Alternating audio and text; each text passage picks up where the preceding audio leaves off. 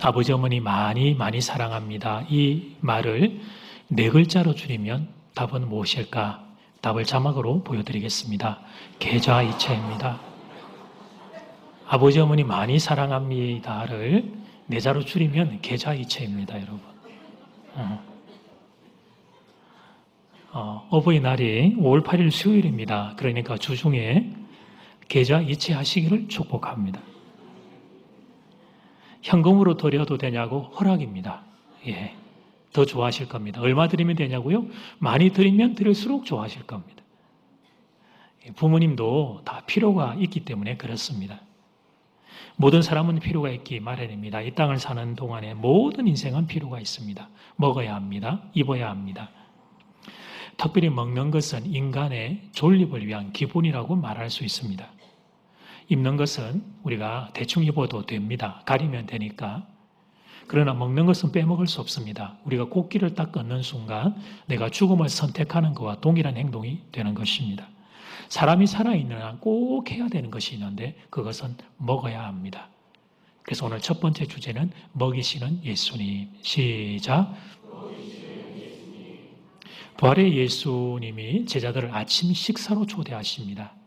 12절 상반절 말씀, 예수께서 이러시되 와서 조반을 먹으라 하시니, 부활하신 예수님이 친히 제자들의 밥상을 차려주셨습니다. 이 밥상은 제자들이 고기를 잡는 동안에 예수님께서 미리 준비해 두신 밥상이었습니다.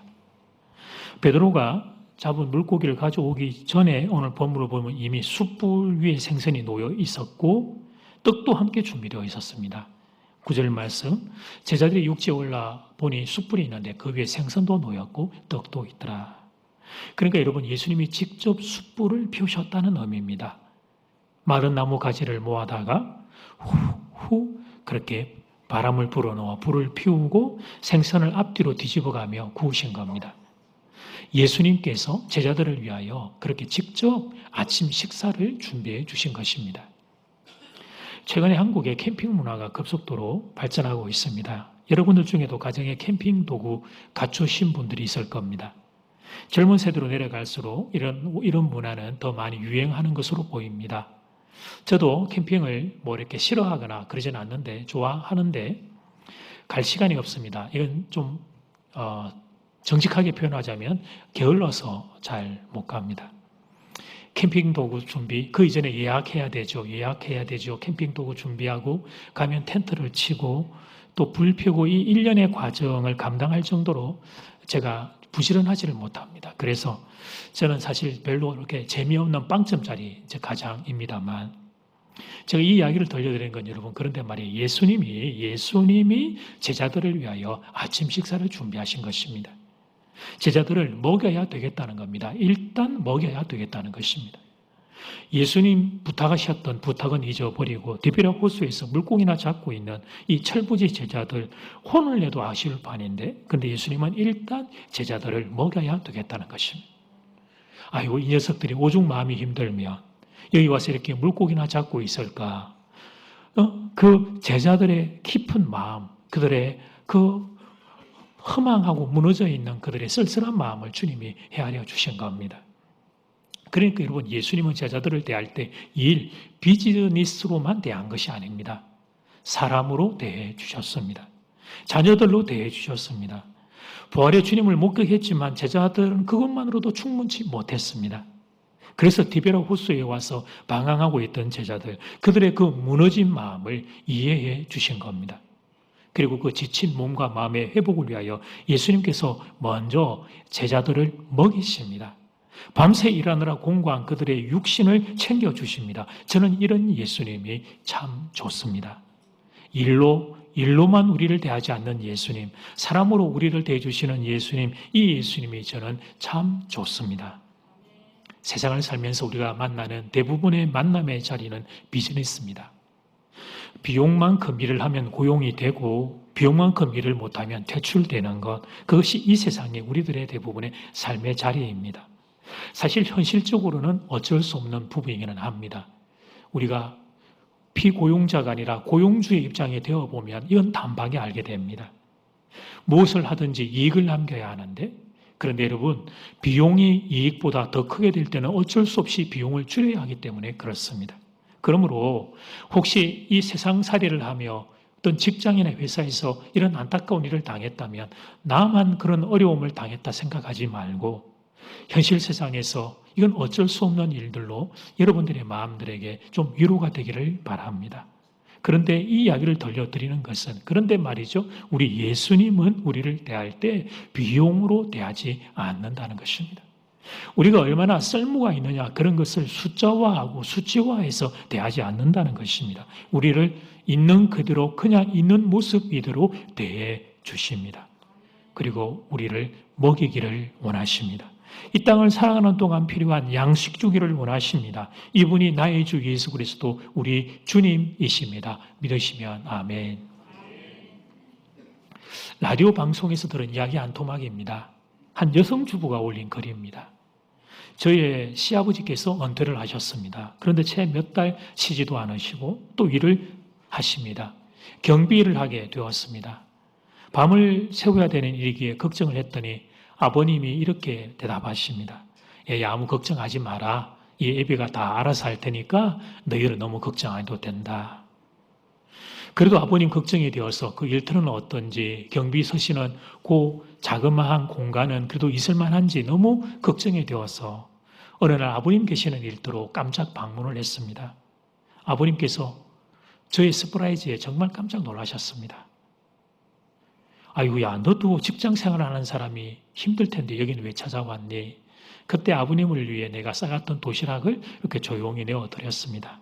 얼마나 맛있게 드시는지 깨끗하게 다 비우시고 도시락을 다시 내어주셔서 집에 가지고 와서 도시락을 열어보았더니 그 안에 봉투가 하나 들어있습니다. 그 안에 10만 원이 들어있고 또 작은 메모에 편지가 하나 들어있었습니다. 아가, 오늘 찾아와줘서 고맙다. 너 옷 한 벌 사 입거라. 저는 그 편지를 보고 또 울었습니다. 아버님 위로하러 찾아갔다가 오히려 더 큰 위로를 받고 돌아왔습니다.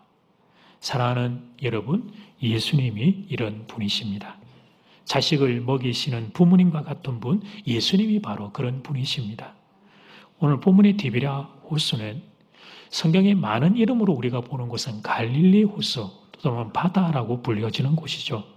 신약 성경 사복음서를 보면 갈릴리 호수, 갈릴리 바다가 가장 많이 등장을 합니다. 지도 한번 보시겠어요? 그래서 여러분 중간에 갈릴리라고 되어 있는데 쭉 돌아가면서 마을들이 몇 개씩 있어요. 고라신, 베세다, 가브나움, 긴네렛, 왼쪽 아래로 내려오니까 디베라라고 하는 마을이 있죠. 디베라라고. 그래서 그때 사람들은 저 디베라 마을의 이름을 의지해서 디베라 호수라고 부르기도 했던 거예요. 그러니까 저게 원래는 갈릴리 이름이지만 디베라 또는 게네사렛 호수로 불렸던 이유는 그 옆에 있는 마을들의 이름, 지명을 이용해서 불렀다는 것을 우리가 알게 돼요. 근데 제가 좀 궁금했습니다. 요한복음에 이 디베라 호수라고 불려진 또 다른 곳은 또 어디 없을까가 궁금해서 찾아보았더니 요한복음 6장의 오병이어의 기적의 현장에 디베라 호수가 등장을 합니다. 그러므로 오병이어의 기적의 현장과 오늘 본문은 사도 요한이 의도적으로 연결시키고 있음을 우리는 발견합니다. 부활하신 주님께서 제자들에게 떡과 생선을 풍성하게 먹여주신 사건은 과거 오병이어 기적의 연결선상에 있음을 보여주는 것입니다. 디베라 호수라고 하는 지명을 통하여 그 사실을 암시하는 겁니다. 부활의 예수님과 함께하는 오늘 이 아침의 식사는 말하자면 오병이어적인 잔치라고 하는 것을 보여주는 것입니다. 여러분, 오병이어의 잔치에서 먹었던 음식이 무엇과 무엇이었죠? 그래요. 다시 한번 오병이어 잔치에서 먹었던 음식이 무엇과 무엇이었죠? 네, 떡과 물고기죠. 오늘 본문에서 주님이 먹이시는 것은 떡과 물고기예요. 남자만 5,000명이 되는 큰 무리가 먹고 12강주리가 남을 정도로 무리들에게 풍성하게 공급하셨던 예수님, 그 예수님이 제자들의 아침 식사를 준비해 주셨습니다. 오늘 본문에 보니까 153마리의 물고기를 추가로 포획하게 하셨습니다. 오늘 본문의 제자들의 숫자를 정확하게 우리가 알 수 없지만 대략 한 7명 정도로 보는데, 그러면 153 나누기 7하면 한 사람씩이 제자들이 배 터지게 먹고도 남을 수 있는 풍성한 식사를 제공해 주신 것입니다. 밤새 일하고 지친 제자들을 풍족하게 먹이십니다. 과거 오병이의 기적에서 무리를 먹이신 예수님이 오늘 본문에서는 제자들을 먹이십니다. 먹이신다는 것입니다. 예수님은 먹이신다는 것입니다. 무리들을 먹이시고 제자들을 먹이신다는 것입니다. 그것도 풍성하게 먹이신다는 것입니다. 그 예수님이 오늘 이 시간 여러분 찾아와 주시기를 소원합니다. 당신의 사람들, 제자들을 먹이시는 예수님이 오늘 이 시간 여러분 찾아와 주시기를 소원합니다. 제자들의 식탁을 책임지신 예수님이 여러분의 식탁을 책임져 주시기를 바랍니다. 먹을 음식이 부족해 신음하는 성도가 아무도 없기를 바랍니다. 여러분의 매일의 식탁을, 특별히 우리의 자녀들의 매일의 식탁을 주님이 채워주시기를 소원합니다. 그런 은혜가, 먹이시고 채우시는 주님의 은혜가 여러분의 인생에, 여러분의 직장에, 여러분의 사업에, 여러분의 식탁에, 여러분의 자녀들의 생애 위에 가득 임하기를 주의 이름으로 축복합니다. 두 번째는 일상을 소중히 여기시는 예수님. 같이 시작. 이날 아침 식사와 관련해서 한 가지 더 생각해 볼 것이 있습니다. 우리는 부활의 예수님에 대해서 생각을 할 때 지나치게 영적으로만 생각하는 경향이 있습니다. 아울러 영적이라고 하는 단어에서 극단적인 요원론을 취하는 경우도 있습니다. 그래서 말씀과 기도는 그러하게 생각하지만 우리의 일상의 삶은 열등하고 교회 신앙생활에 비해서 수준이 밑에 있다고 착각하는 경우들이 있습니다. 예를 들면 신학을 하는 목회는 더 거룩하고 직장 생활을 하는 사회생활은 덜 거룩하다라고 하는 오해가 우리 가운데 있다는 것입니다. 부활하신 예수님은 밤샘 노동으로 지친 제자들을 위하여 아침에 밥상을 차려주셨습니다. 그림 한번 볼까요? 실제의 상황은 좀 다르겠죠. 그러나 우리가 한번 상상을 해보는 것입니다. 부활하신 주님이 여러분 저 현장에서 이렇게 말씀하지 않으셨다는 거예요. 야, 내가 이 영광스러운 부활의 몸을 나는 입고 지금 내가 나타났잖아. 근데 너희들이 지금 배고프고 굶주리고 너희들의 하찮은 끼니 그거 내가 걱정하고 그래야 되겠니? 내가 지금 이렇게 영광스럽게 부활의 몸을 입고 있는데 이렇게 말씀하지 않으셨다는 것입니다. 오히려 이 땅에 발을 딛고 살아가는 제자들의 필요와 고민을 헤아려 주셨습니다. 그들의 삶의 자리에서 낙심한 바로 그 자리에서 방황한 바로 그 자리에서 밤새 일하고 지치고 고난 그 자리에서 그래서 그들이 굶주려 있는 그 자리에서 친히 그들을 만나 주십니다. 그들의 필요를 보시고 공급해 주십니다. 그들에게 먹여 주십니다. 십자가의 죽음을 이기고 부활하신 영광의 주님. 그런데 그 주님은 그 영광의 몸으로 제자들의 밥상을 챙겨 주셨습니다. 디베라 해변의 식당 봉사를 자청하신 것입니다. 십자가 지기 위하여 예루살렘으로 올라가면서 하셨던 말씀, 너희 중에 누구든지 어뜸이 되고자 하는 자는 모든 사람의 종이 되어야 한다. 그 가르침을 영광스러운 부활의 몸으로 친히 보여주신 것입니다. 우리가 믿고 따르는 예수님이 그런 분이시라면 참된 제자도의 삶이란 섬기는 삶이 되어야 할 것입니다. 영적인 삶이란 결코 일상을 회피하거나 적대시하는 것이 아닙니다. 예수님은 제자들을 세상에서 데려가 주십사 기도하지 않으셨습니다. 대신 그들을 이 세상의 한 복판에서 보존해 달라고 기도하셨습니다. 요한복음 15장 17절 말씀, 내가 그들을 세상에서 데려가시기를 위함이 아니요 다만 악에 빠지지 않게 보존하시기를 위함이니이다. 아멘. 영적인 삶이란 이 땅에서의 일상을 잘 사는 것입니다.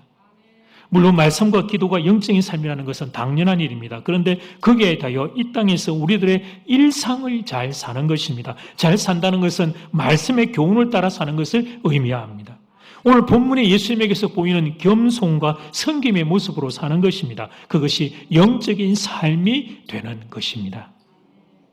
만약 누군가가 자신은 영적인 존재라고 말하면서 일상의 삶을 무시한다면 그 사람은 이원론에 빠진 것입니다. 그것은 성경이 말하는 영적인 삶이 아닙니다. 영적인 삶은 교회 안에서도 잘 살고 교회 밖에서도 잘 사는 것입니다. 예배 시간에도 잘 살고 세상 시간에도 잘 사는 겁니다. 그것이 영적인 삶입니다.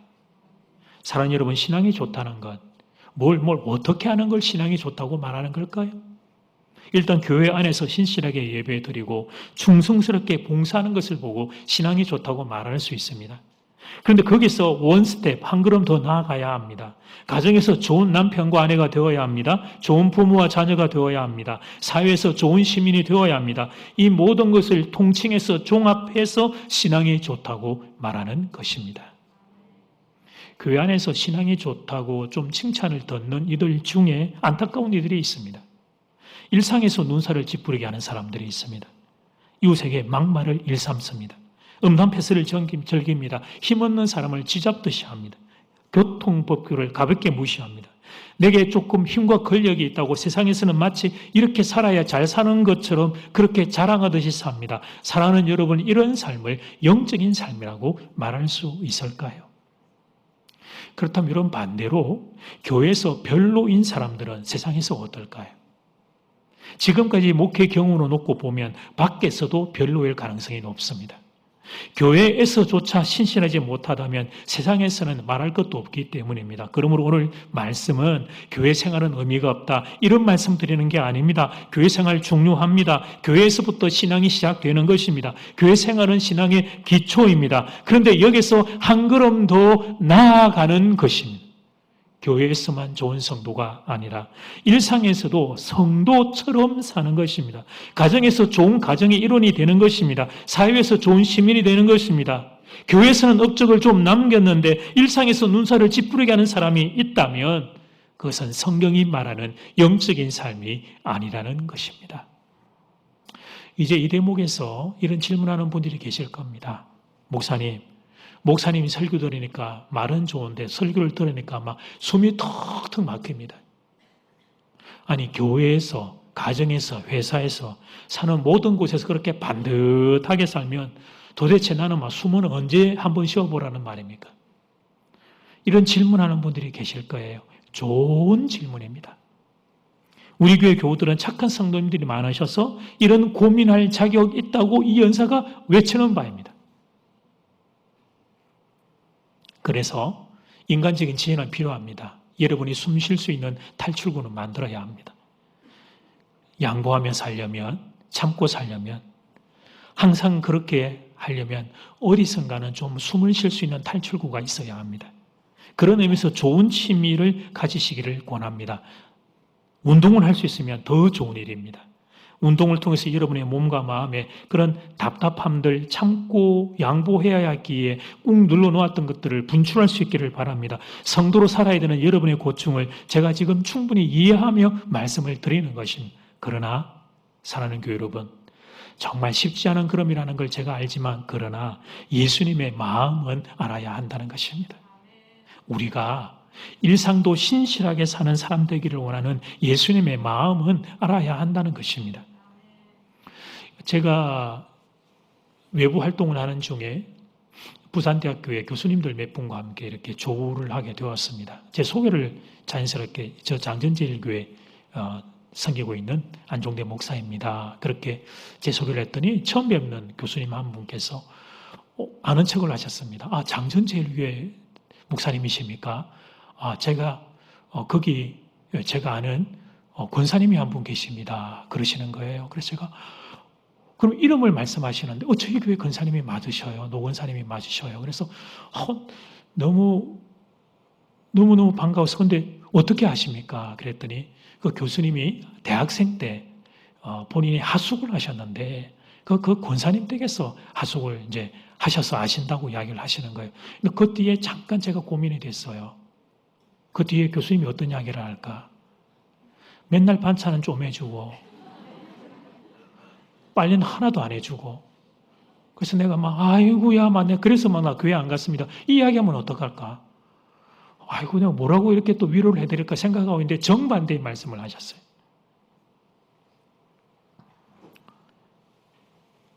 권사님께 받은 사랑을 잊을 수가 없습니다. 멀리서 유학 온 저를 마치 친아들처럼 그렇게 대해 주셨습니다. 제가 지금은 비록 교회를 열심히 다니지 않지만 그래도 그 권사님께 받은 사랑과 신앙의 빚을 잊을 수 없습니다. 목사님이 이제 앞으로 제가 기회가 되면 신앙생활도 열심히 하도록 하겠습니다. 이렇게 말씀을 하셨습니다. 우리 모두가 들어야 될 칭찬이 바로 이런 칭찬입니다. 당신을 보니까 예수 한번 믿어보고 싶습니다. 당신을 보니까 교회 한번 따라가 보고 싶습니다. 저는 여러분이 이런 칭찬 듣게 되기를 축복합니다. 이 말은 요셉과 다니엘을 보고 그 당시 요셉과 다니엘의 머리 위에 있었던 그 시절에 이방 왕들이 했던 칭찬입니다. 요셉과 다니엘을 보고 이방의 왕들이 했던 칭찬이 바로 이런 칭찬이라는 것입니다. 그런데 여러분이 이 칭찬 듣게 되기를 축복합니다. 신앙과 불신앙의 경계선 사이에서 방황하는 분들이 있습니다. 그분들이 제 눈에 보일 때가 있어요. 그러면 제가 이런 기도를 해요. 하나님, 그분들 주변에 요셉과 다니엘 같은 사람을 좀 붙여주세요. 요셉과 다니엘 같은 좀 신실한 하나님의 사람이 그분들 옆에 붙어서, 그래서 그분들 덕분에 이 경계선상에 방황하는 이분이 예수님 만날 수 있기를 원합니다. 제가 그렇게 기도를 합니다. 목회자에 대한 실망은 좋은 목회자를 만났을 때 회복됩니다. 신앙인에 대한 실망은 좋은 신앙인을 만났을 때 회복됩니다. 교회에 대한 실망은 좋은 교회를 만났을 때 회복됩니다. 신방 가면 여러분도 그러시죠? 저도 참 많이 듣는 이야기예요.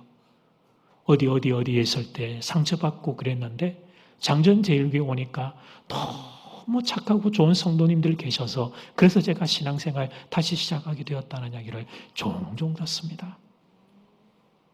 그런 차원에서 제가 좋은 목사 되기를 소원합니다. 여러분이 좋은 신앙인이 되기를 소원합니다. 우리 교회가 좋은 교회 되기를 소원합니다. 그래서 한 명의 영혼에도 더 구원하는 우리 교회가 되기를 간절히 소원합니다. 천국에 나 혼자 갈 수 없기 때문입니다. 나의 가족, 나의 친구, 나의 동료, 내가 사랑하는 바로 그 사람들도 천국에 함께 가야 하기 때문입니다. 사랑하는 여러분, 신앙은 신학이 아닙니다. 신앙은 생활입니다. 신앙은 학문이 아닙니다. 신앙은 삶입니다. 그래서 진짜 신앙일수록 찢고 볶는 일상생활에서 형성됩니다. 진짜 신앙은 일상에서 드러나는 것입니다. 저의 영적인 수준을 제일 잘 아는 사람은 저의 가족입니다. 그 다음은 저의 부교역자들입니다. 저와 함께 일상을 많이 보내고 많은 시간을 저와 함께 보내고 있기 때문에 그렇습니다. 목회자로서 설교를 잘하는 건 당연히 중요한 일인데, 그러나 저의 일상이 엉망이라면 저와 함께 가장 가까운 곳에서 가장 많은 시간을 보내는 이들이 저로 인하여 상처와 아픔을 겪게 될 것입니다.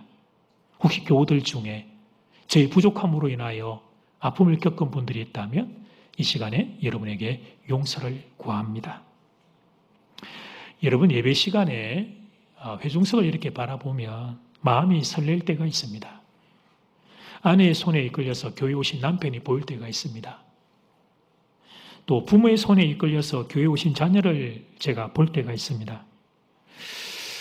그럴 때면 생각합니다. 저 사랑하는 배우자, 사랑하는 자녀, 사랑하는 친구를 교회로 모시기 위해서 얼마나 거짓말을 많이 했을까? 얼마나 거짓말을 많이 해서 모시고 왔을까? 인도 받아서 오신 분들 와서 보니까 그렇죠, 그죠? 네. 상당수의 거짓말이 드러났을 거예요. 어떤 거짓말 많이 하던가요? 우리 교회 좋다. 우리 목사님 좋다. 그리고 진짜 거짓말인 건 우리 목사님 잘생겼다. 그러니까 이제 이런 것들이 여러분 확인이 됐을 거예요. 와서 보면 맞는 말도 있고 틀린 말도 있습니다. 그런데 사실 오실 때 이미 그거 다 예상하고 오셨을 겁니다. 지금 저 사람이 하는 말들 좀 뻥이 많이 들어가 있다. 그거 다 알고 오셨을 겁니다. 그럼에도 교회를 따라오신 것은 여러분을 인도하신 분이 앞에서 했던 말이 아니고 여러분을 인도하셨던 그분의 깊은 사랑 때문에 못 이기는 여러분 손 이끌려 교회를 찾아오셨을 겁니다. 지금 나보고 교회 자꾸 가자고 하는 저거 다 나 잘 되기를 원하는 마음으로 나보고 교회 가자고 하는 거다. 그 마음 알기 때문에 이 교회가 여러분 뭐 얼마나 좋고 아니고 상관없이 그 마음 알기 때문에 손 붙잡혀 여기를 오셨을 겁니다. 이제 그 사랑하는 사람들을 인도하신 분들에게 감사를 표현하고자 합니다. 여러분도 인도하는 입장에서 인도해 오셔야 되는 분이 말 잘 안 듣고 그럴 때 열불 나는 순간들이 있었죠. 막 말 안 들어서 막 확 나도 그냥 해버리고 싶은 순간들이 있었을 겁니다. 그런데도 예수님 생각하고 꾹 참았을 겁니다. 그분을 교회 모시고 와야 되니까 꾹 참았을 겁니다. 수고 많이 하셨고 예 많이 쓰셨습니다. 한 영혼을 섬기는 것이 겉도록 힘이 있던 것입니다. 그런데 그것이 바로 십자가 지고 예수님 따라가는 길입니다. 사는 여러분, 일상을 신실하게 사는 이 귀한 일, 그런데 쉽지 않습니다. 세상은 악하고 나는 약하기 때문입니다. 그래서 먼저 교회에서 은혜를 먹어야 합니다. 하나님이 주시는 영의 양식을 많이 먹어야 합니다. 그 다음 일상으로 나가 받은 은혜로 섬기며 사는 것입니다. 우리가 사람을 섬김으로써 하나님을 섬기는 것입니다. 여러분의 일상에 하나님의 영광이 나타나기를 소원합니다. 여러분 때문에 많은 인생이 예수님께로 돌아오는 기적 있기를 주님의 이름으로 축복합니다. 아멘.